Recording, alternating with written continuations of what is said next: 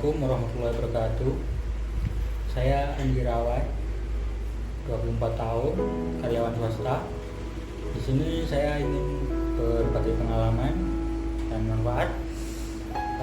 Dulu 1 tahun yang lalu, saya kira-kira Juli 2019, saya kecelakaan dari sepeda motor. Kondisi kaki patah, tulang rusak, hancur. Kemudian saya dilakukan tindakan operasi. Nah, setelah operasi itu dokter memberi info bahwa baru bisa sembuh itu cerita 2 bulan saya sudah sembuh, alhamdulillah. Padahal info dari dokter untuk mengembalikan jaringan otot dan daging itu perlu 3 bulan. Jadi saya 2 bulan sudah operasi, 3 bulan sudah bisa berjalan kembali, alhamdulillah. Bahkan berkendara. Dari pengalaman saya yang tadi, kemudian saya sekarang sudah menikah dan awalnya belum diberi keturunan. Saya terapkan lagi tugas di alam bawah sadar. Ketika istri manja atau minta ambilin apa atau buatin apa atau beli apa, saya nyeletuk. Alhamdulillah, qadarullah, celetukan tadi berbuah hasil. Demikian cerita singkat saya. Terima kasih pada Ibu Dewi Rubani yang memberikan tips terapi hipno mandiri. Wassalamualaikum warahmatullahi wabarakatuh. Alhamdulillah, segala puji bagi Allah. Teman-teman sudah melihat sendiri tadi testimoni dari salah satu klien saya yang cukup mewakili ya dari beberapa klien yang pernah saya terapi. Insya Allah saya nggak pernah bisa menghitung ya sampai sekarang berapa jumlah kliennya, mungkin sekitar ribuan ya, yang terapi massal maupun terapi secara personal. Saya meyakini betul bahwa kehadiran mereka, klien-klien saya, mendatangkan sebuah hikmah yang sangat luar biasa bagi kehidupan saya, mendatangkan ibroh dan nilai pembelajaran yang merupakan, kalau untuk saya sih merupakan sebuah motivasi dosis tinggi ya, merupakan motivasi dosis tinggi buat saya. Karena kenapa sampai saya mengatakan seperti itu, karena saya kan seorang praktisi ya, saya membersamai mereka menemukan menjalani proses untuk menemukan kesembuhannya. Akhirnya rasanya ikut terlibat di dalam proses terapi itu. Dan subhanallah, masya Allah, kadang rasa itu sulit deskripsikan dalam sebuah kata-kata. Karena kalau soal rasa itu masya Allah ya, jadi mungkin semacam saya merasakan bahwa inilah cara Allah untuk menyempurnakan kesyukuran saya kepada Allah ya. Karena ketika mereka menemukan kesembuhannya, ada sebuah getaran ya, rasa, ada sebuah getaran di mana getaran itu merupakan sebuah sensasi kalau untuk saya. Jadi merasakan ada sebuah pengakuan kepada Allah bahwa betapa maha kuasanya Allah, betapa maha besarnya Allah, betapa mulianya Allah.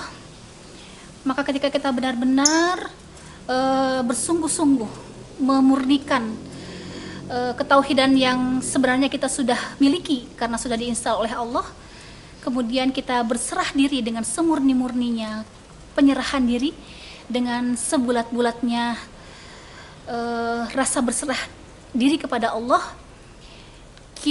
jadi saya tuh membawa klien saya untuk mendatangi Allah dengan segala kelemahan dan kerendahan, dan biarlah klien-klien saya akan merasakan sendiri bahwa Allah datang dengan segala kekuasaannya.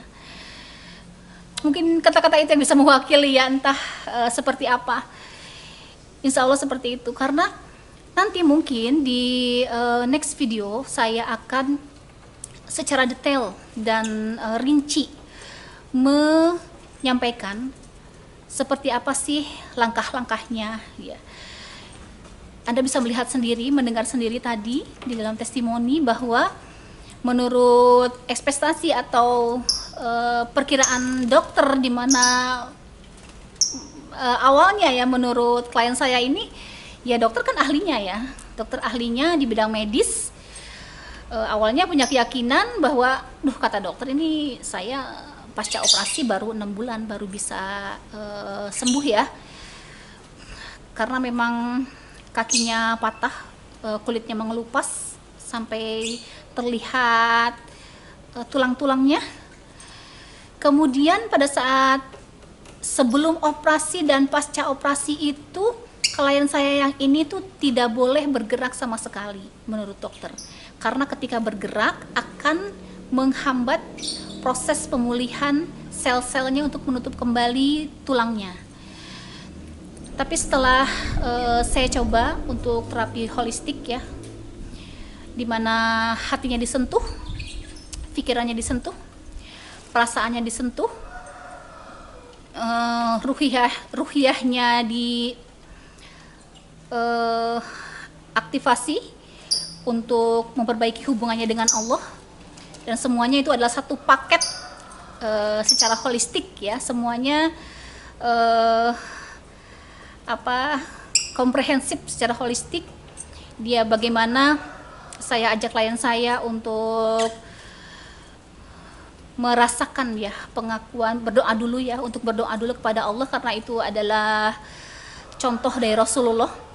Sebelum memulai terapi, kita memanjatkan doa dulu pada Allah sebagai rasa pengakuan dalam diri kita bahwa kita ini adalah seorang hamba. Di samping itu adalah contoh dari Rasulullah, pengakuan bahwa diri ini adalah seorang hambanya Allah, dan rasa pengakuan bahwa hanya dari Allah lah datangnya kesembuhan, hanya Allah lah yang bisa menggenggam kesembuhan kita. Waktunya kapan, dengan cara apa, hanya Allah yang tahu. Nah, itu dikuatkan kembali, kemudian bersolawat, kemudian perbaharui niat. Jangan sampai mengotori niat dengan hal-hal yang lain kecuali hanya untuk Allah Ta'ala ya. Memurnikan, kalau murni itu namanya, murni itu berarti tidak ada campuran apapun ya di dalamnya ya. Jadi semua niatnya diperbaharui kembali. Kenapa sih harus diperbaharui? Karena niat itu kan awalnya dari dalam hati. Sementara hati atau qalb itu mempunyai karakter mudah terbolak-balik. Nah, hati punya karakter mudah terbolak-balik, sementara hati ini memegang sentralnya. Jadi ketika hati ini benar, lurus, murni hanya kepada Allah, akan mempengaruhi segala aktivitas terapi apapun. Teknik ini hanya sekedar tools atau alat untuk memudahkan mencapainya kesembuhan. Tetapi ketika niat kita salah, mempunyai niat yang lain selain daripada Allah, itu akan mengotori nilai ibadah kita, karena kita ini kan diciptakan sebagai abdi Allah, sebagai hambanya Allah. Itu yang dikuatkan, hatinya diperbaharui, karena kita sadari bahwa hati ini sangat mudah terbolak-balik, maka dikuatkan lagi. Setelah itu saya juga ajari bagaimana cara dia bisa berkomunikasi dengan dirinya sendiri, cara berkomunikasi dengan sel-selnya, cara berkomunikasi, cara memperbaiki pikirannya, karena pikiran itu membuat perasaan ya. Orang yang sedang sakit, baik itu karena sakit memang bawaan atau karena kecelakaan seperti klien saya itu tadi, dengan dalam kondisi berbaring, tidak boleh bergerak, semua aktivitas ada di kasur ya. Semua aktivitas dilakukan dengan cara berbaring, karena menurut dokter itu awalnya gerakan sedikit saja akan mempengaruhi lamanya untuk sembuh. Memang tidak mudah untuk membawa mental orang yang dalam kondisi merasa dirinya tidak berdaya itu dengan mental yang sangat stabil itu memang tidak mudah. Nah, itu yang harus dikuatkan juga mentalnya, perasaannya untuk tetap selalu optimis dan husnuzon billah. Karena ketika kita menjaga husnuzon billah, semakin Allah memperkenalkan dan memperlihatkan kekuasaan dirinya kepada kita. Itu nanti langkah-langkahnya, detailnya seperti apa, skrip kata-katanya, insya Allah akan saya sampaikan nanti di video yang lain ya. Yang penting langkah-langkahnya seperti itu dulu. Nah, ketika sudah saya ajari dari mulai doa, memperbaharui niat, kemudian tadi sebelum memperbaharui niat sholawat, kemudian bagaimana seni berkomunikasi dengan dirinya sendiri untuk senantiasa tetap husnuzon billah, tetap optimis, tetap positif. Kemudian setelah itu cukup satu kali loh. Kepada klien saya tadi, itu cukup satu kali saya mengajari. Setelah itu biarkan klien saya untuk merasakan sendiri bagaimana sensasi kedekatannya dengan Allah merupakan menghadirkan sebuah rasa.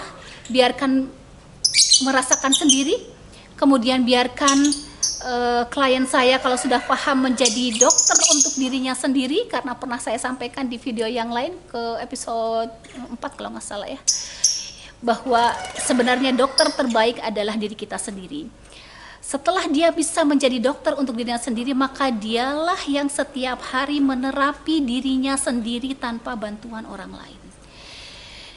Dan lihatlah, walaupun itu hasilnya memang dari Allah ya, mutlak dari Allah, tapi ternyata walaupun ekspektasi datang dari dokter yang memang ahli medis bahwa 6 bulan baru bisa berjalan, luar biasa, subhanallah, masya Allah, luar biasa.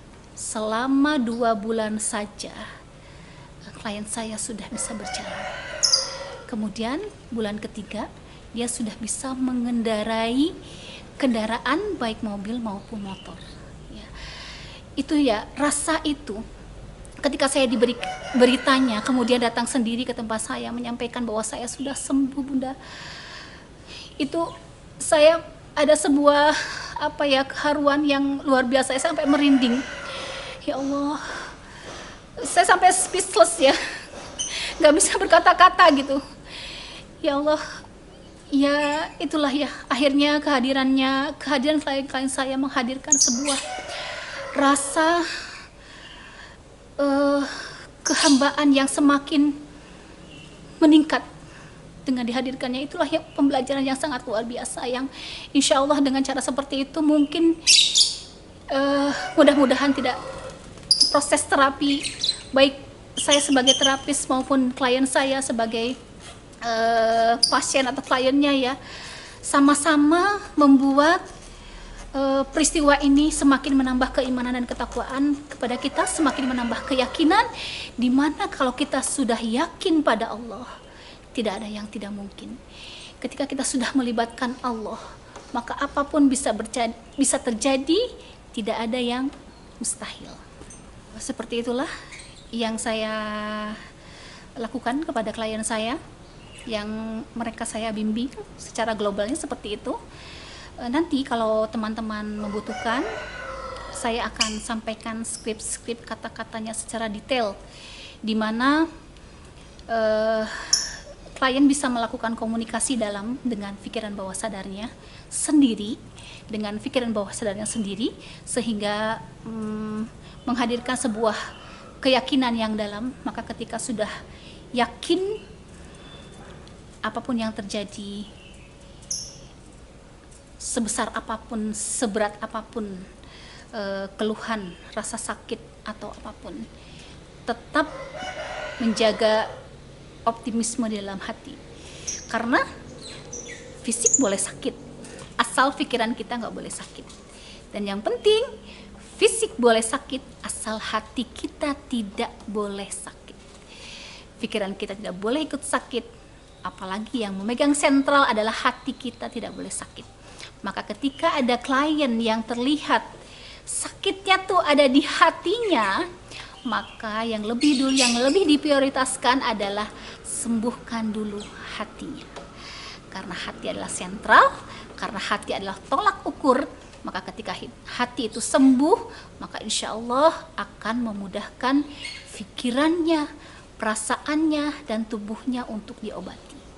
Itu yang terpenting. Dan yang satu lagi, semoga dengan tetap menjaga agar dari mulai niat, tata laksana, tata cara, dan hasilnya itu tidak berseberangan dengan syariat Allah, insya Allah akan mendatangkan keberkahan tersendiri dari Allah. Dan satu hal yang kita cari semua sebagai hambanya Allah adalah cuma satu. Mudah-mudahan ini merupakan sebuah perjalanan untuk mendapatkan ridhonya Allah. Insya Allah video saya cukup sekian untuk kali ini. Dan saya punya utang ya, berarti saya akan menyampaikan skrip kata-kata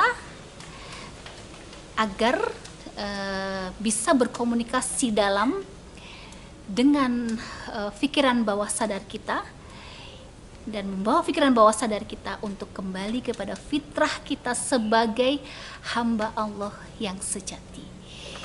Membawa diri kita untuk kembali kepada fitrah kita, bahwa diri ini adalah tidak ada alasan untuk tidak optimis. Sumber optimisme tertinggi itu adalah datang dari Allah. Tapi seperti apa memunculkannya? Tunggu ya di video yang akan datang. Assalamualaikum warahmatullahi wabarakatuh.